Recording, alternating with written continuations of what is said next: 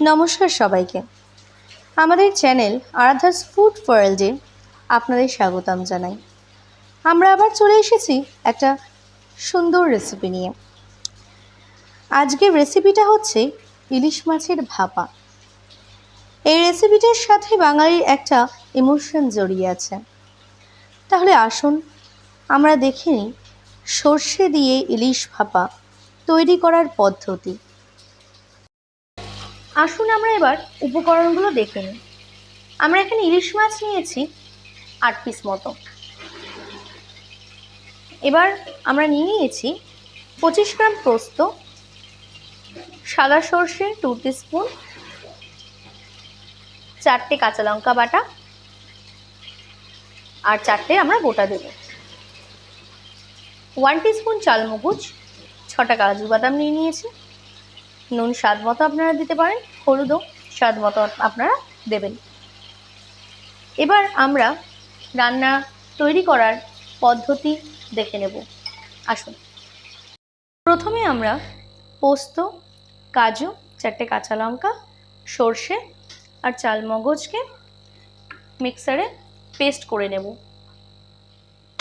আমরা এই মশলাটা বেটে নিয়েছি।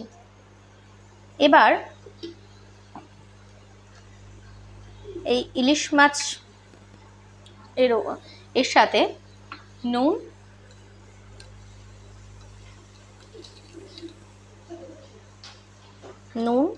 হলুদ আর সর্ষের তেল মাখিয়ে নিতে হবে।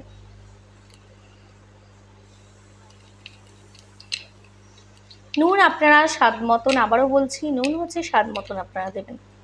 নুন হলুদ হচ্ছে স্বাদ মতো দিতে হবে।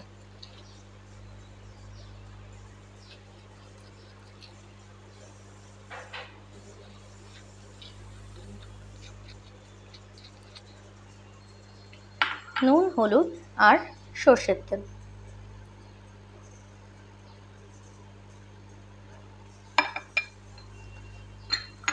এইটার সাথে হচ্ছে বাটা মশলা দিয়ে একসাথে মাখাতে হবে।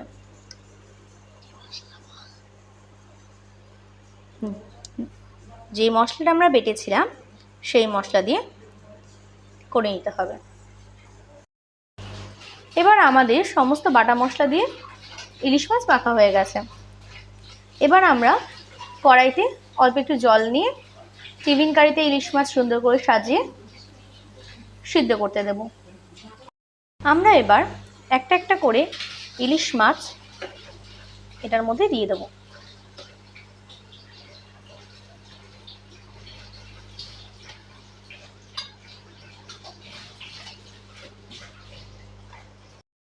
এখন আমাদের এটা গার্নিশিং করে রেডি হয়ে গেছে।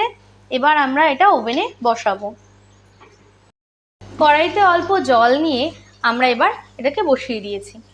এবার আমরা অপেক্ষা করব এটা সিদ্ধ হওয়ার। 40 মিনিট পরে আমরা এটাকে নামিয়ে নিয়েছি। এখন পুরোপুরি এটা সিদ্ধ হয়ে গেছে আর খুব সুন্দরভাবে হচ্ছে এটার কালারটা ছেড়েছে। এবার আমরা এটাকে প্লেটে গার্নিশিং করে নেব।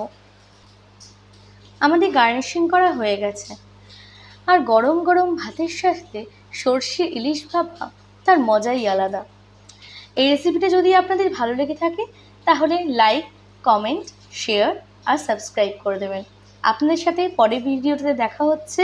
নমস্কার, বাই বাই।